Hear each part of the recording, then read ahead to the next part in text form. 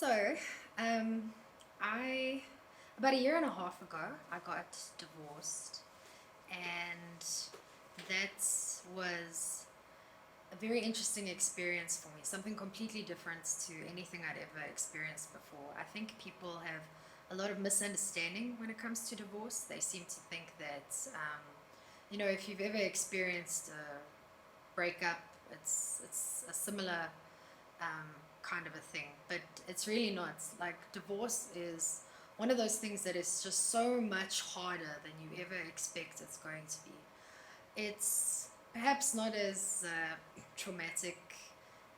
I mean, it's definitely not as traumatic as, I don't know, maybe like sexual assault, and it's not as um, potentially devastating as drug abuse or things like that. But having said that, people underestimate grossly how hard divorce actually is to go through and how traumatizing it can be. So, in a lot of ways, I actually found it comparable to the death of my mother, who passed away just over a decade ago. I was in my early 20s when she passed away, and I was completely ill equipped as a young adult emotionally to process that fully and to deal with it in a constructive way. And I fell apart, and I took it out on people I should not have. And I made mistakes that I had to years later go and apologize for and try to make things right. And I was too young and not in the right state of mind to have dealt with that loss. And then I suddenly got given this very unexpected news that I was now going to be single after about 7.5 years of marriage.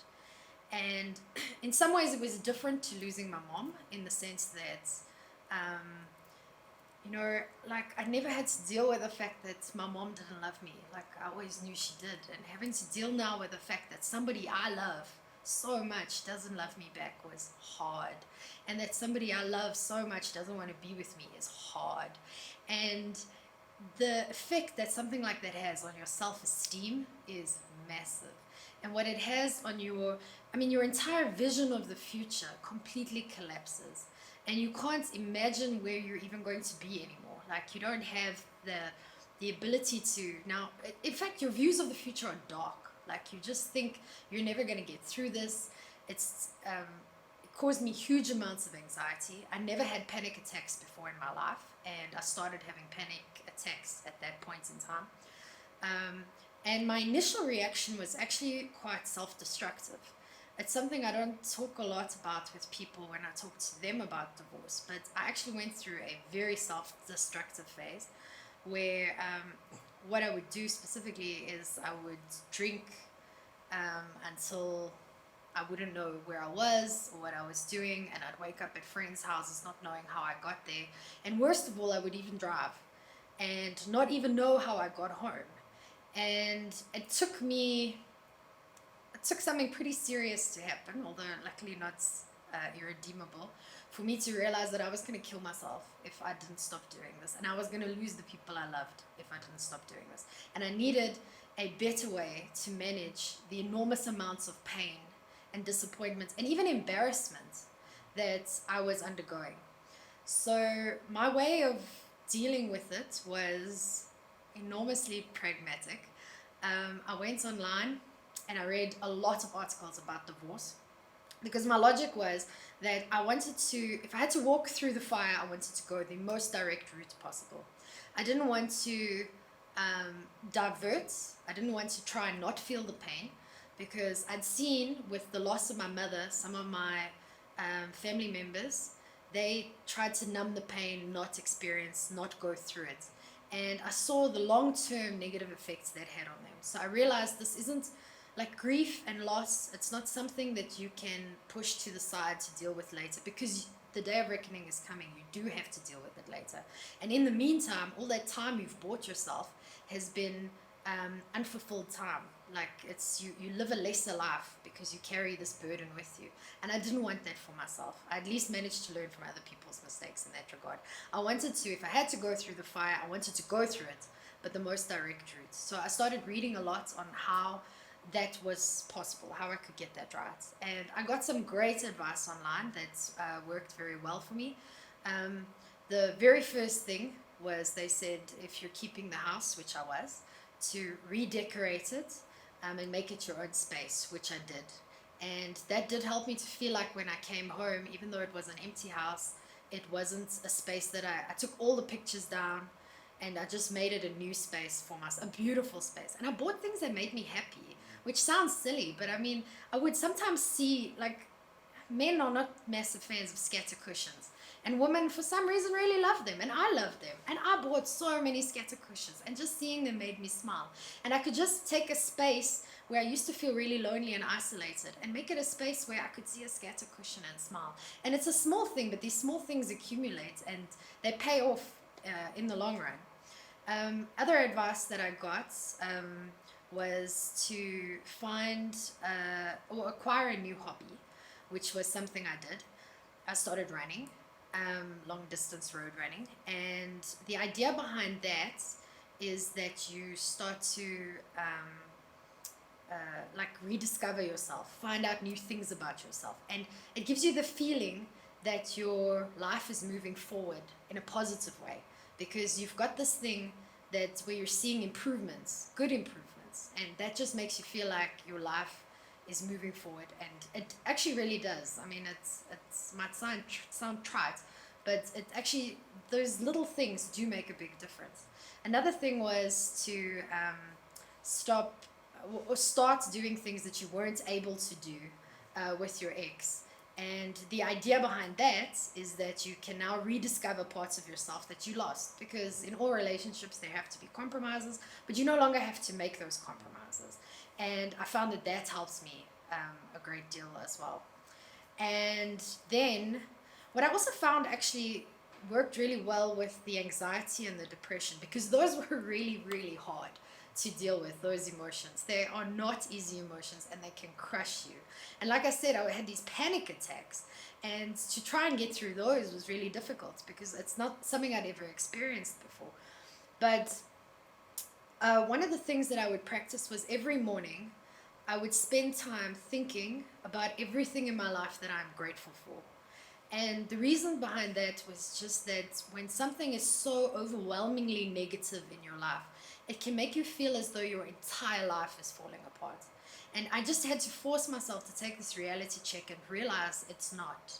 One part of my life is falling apart. I still have great relationships with my family members. Like, my dad was very supportive. I had my sisters. I had friends that were there for me no matter what. I had, things were going well at work. I lived in a beautiful home. Like, I had dogs. Like, my dogs gave me a lot of joy. And so this thing that, even though it felt like everything was falling apart, I had to keep reminding myself, no, only one thing is falling apart. Everything else in your life, you're blessed. And that was something I needed to keep reminding myself. Another thing that I found actually helped me a lot was I would practice positive affirmations. And this was something I stumbled across online as well. It wasn't necessarily related to divorce, but I did find it was something I was doing, is speaking negatively to myself. Because as I've said, it like affects your self-esteem. So it's very easy for you to say, I'm worthless. Why would anybody want me? Like, of course he left me for somebody else, because what am I worth? Nothing.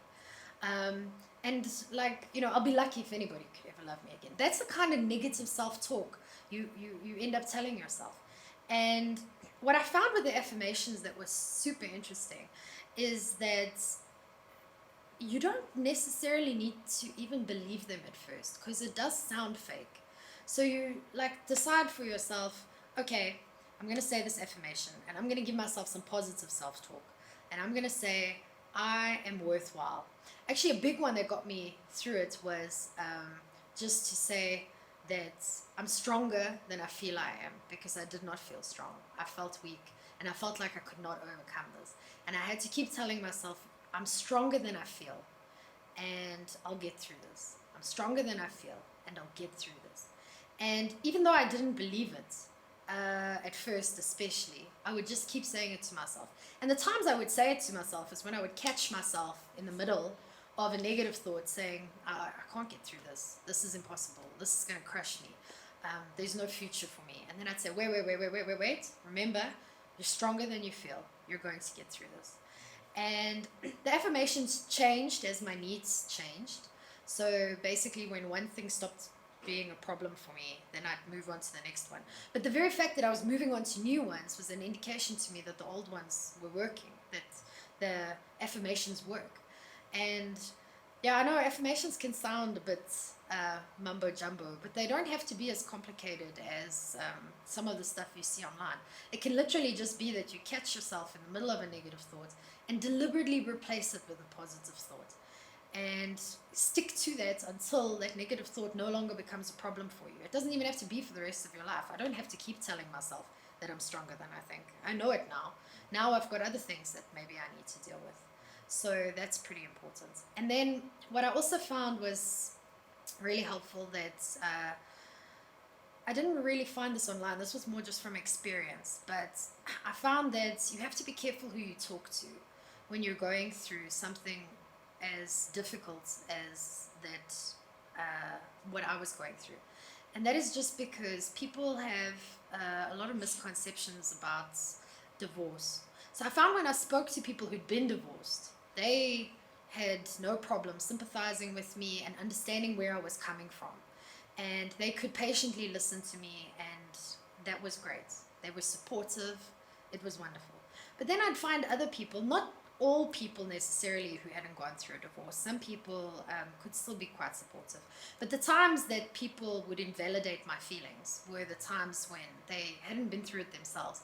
And they just seemed to assume that because they'd been through some breakups in their lives, that they could identify with what, and they'd think I was overreacting, or that I should just see things differently, or that my ex was a schmuck and I should just be glad he's out of my life. I don't know. It just wasn't very helpful.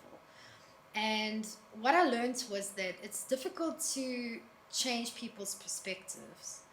And sometimes the easier thing is just to be careful who you talk to. So if you find that somebody is invalidating your feelings, I mean, it's never great to invalidate somebody's feelings at the best of times, but if you find that that's what's happening, then that's maybe not a person that you should spend a lot of time opening. I mean, you can still be friends with them, but that shouldn't be your confidant. You should speak to people that are more receptive to what you're saying and make you feel more comfortable and help you to get through an experience that's actually quite a challenging one to have to get through. What's interesting about it though is it took me a long time. I mean, when I say that I was trying to walk through the fire the shortest possible route, it wasn't quick. It took me maybe about, already after a year I'd started seeing somebody else and moving forward, but I can't say that I was still angry. I still had a lot of resentment and anger. So I knew I wasn't over it, even though I was over the worst of it, certainly. But until I could say that I was properly over it, it was closer to about a year and a half, maybe 2 years from when he left me. And in that time, I'll be honest with you, this was a bit confusing for me. I would regress. I'd find I was doing better, and then suddenly I'd go back and start doing worse. And then I would do better, and then go back and start doing worse. That confused me. But what I learned from that confusing experience was that happens, right? When you're moving through difficult emotions. And weirdly enough, that set me up for dealing with pain at a later stage, because fairly recently, in the last couple of months, my father passed away.